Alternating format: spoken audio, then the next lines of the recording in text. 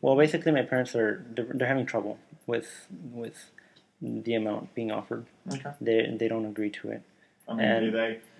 I know that they gave us the same that Carrasco gave us at $40,000. Do they have another offer less than that you can ask them right now? That way, because I keep talking to my property or my project managers and everything, and they keep asking me if I've received a counter offer. Mm-hmm. And the only thing I've been able to tell them is, well, yeah, they shot us the same thing that Carrasco wants at $40,000, but I mean, if there's something in between 10 and 40 that I can go back to them with that they can look at.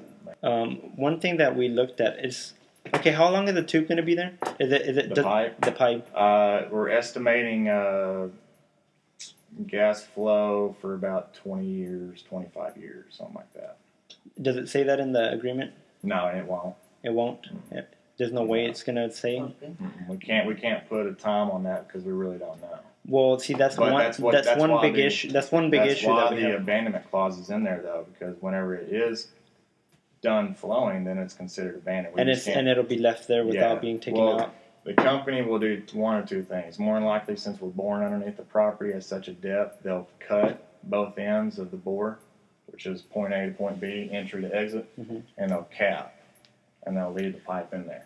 But again, it's going to be 20 plus feet down. That you're not going to dig a big old 20-foot hole, and it's odorless. It is not toxic.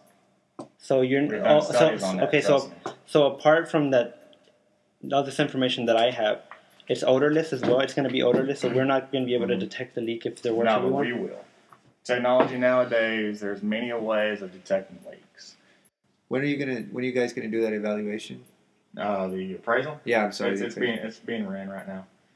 We sent it in. I can't remember when Martina spoke to your mom. 2 weeks ago, maybe. Okay. Was it 2 weeks ago? Yeah, Martina called. So that same week we put it in. Usually it's about 3 weeks, maybe, to get it back. So should be coming back sometime soon. Porque si ellos están bajando a eso hace 5 años que compramos el terreno, ese precio de 5 años acá. Lo que tiene Aparte no tiene lógica, 2 acres por $4,000. Yeah. Oh, they were saying it's because this was like 5 years ago, so it should be different, you know. Let me see that. Is it? ¿Es de 5 años? It hasn't gone up in over the years. Eso tenemos con el terreno, ese precio que viene. Oh. 2011 total land acre.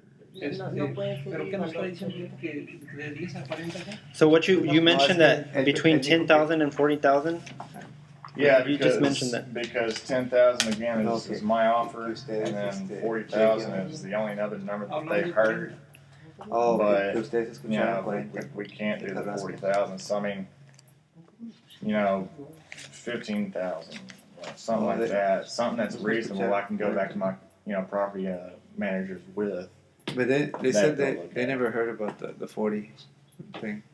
Well, they mentioned, and if Martino was correct when he told me, I was told that your parents were wanting the same thing that Carrasco got. Que ustedes han dicho que querían lo mismo que él quería. 40,000, or were they referring to $20 a square foot? I think they were referring to the 20. 20. Yo le dije que a Martino que no era justo lo que nosotros nos estaban ofreciendo, porque al señor vecino de nosotros le habían ofrecido 20 el pie. Nunca le mencioné 40. Él solo se dio. Ajá, solo. Well, you can't do that though. I was going to say, I would suggest them to go back and talk to Carrasco and find out if he's mistaking $20 a square foot with linear foot. But well, I mean, I'm sure he can't really say too much, because it's really private. Oh. The easement's public, it's recorded in the courthouse, but the total compensation is private. I mean, if they don't want to give out that total amount, then they don't have to, right? Because it's not recorded. Se está reburujando todo el mismo en sus propias mentiras. Because when we used to back in the day, whenever there was we were originally $25 linear foot. If there was ever anything higher than that, we had the property owner sign a confidentiality agreement. That way, it kind of shows them that you need to kind of have this hush-hush, or else we'll take the money back. Oh. We quickly drew off of that, but that's why, because it's kind of a personal thing. It's not public information. You know what I mean? So here's the thing that I want to talk to you about, without like talking in a business kind of way. You know what I mean? I just like, ma, déjenme hablar, okay? Like, here's the thing that we have plans. or we had plans to build a house on that property, and it was going to be for me. But like honestly, on my point of view, like having a gas pipeline and doing the research that I've done, I don't feel comfortable having a pipeline underneath, a gas pipeline. It's not a sewerage, it's not all that. It's a gas pipeline, and maybe I've done too much research and found out just many things that I've, and that's what happens when you educate yourself, but you just find out how the world works. Yeah. I don't feel comfortable having that in my backyard, And you've heard of that, not in my backyard, And that's why, and I've talked to my parents and I've educated them a little bit about how the situation works and how I feel about it and why I feel about it the way I do, kind of grassroots.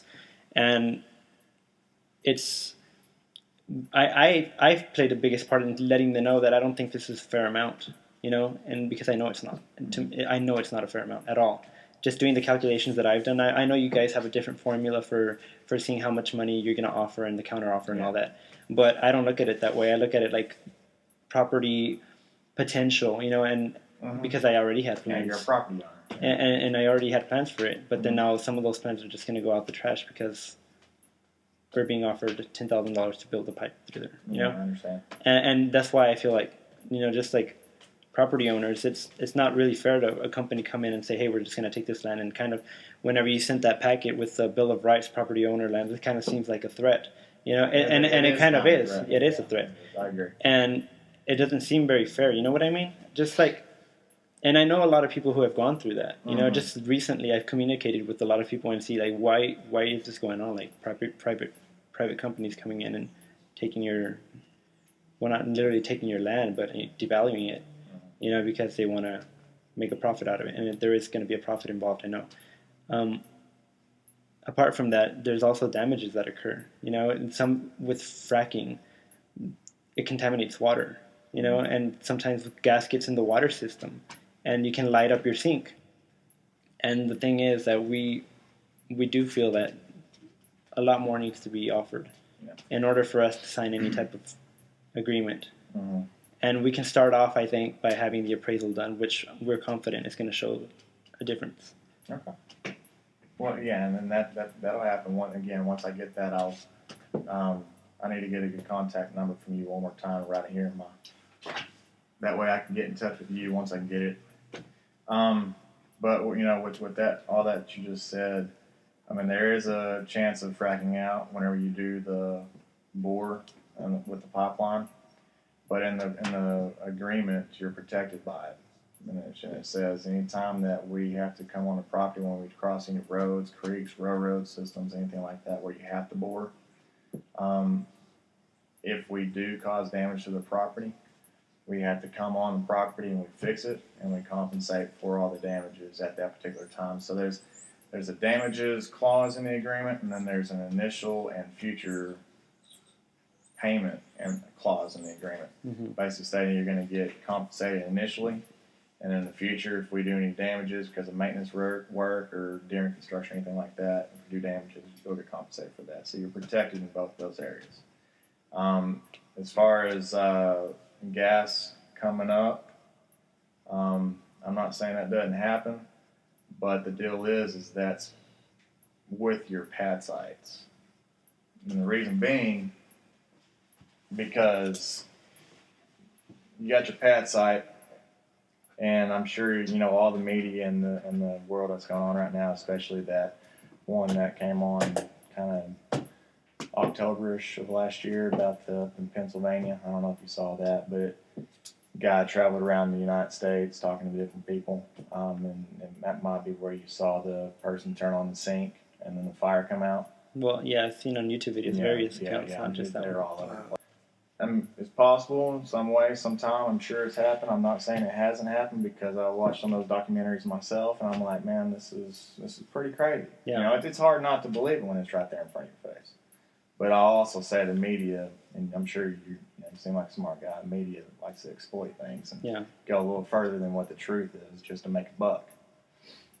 But the gas or the fire out of the sink thing, possibly caused because the gas leaked up through the cracks, eventually got into the water well, and then was See, able and to that is a go down. concern for us because we have But the running deal water is- in there. The deal is there's already a pad over there, and the drill is already going on. This is a pipeline. This thing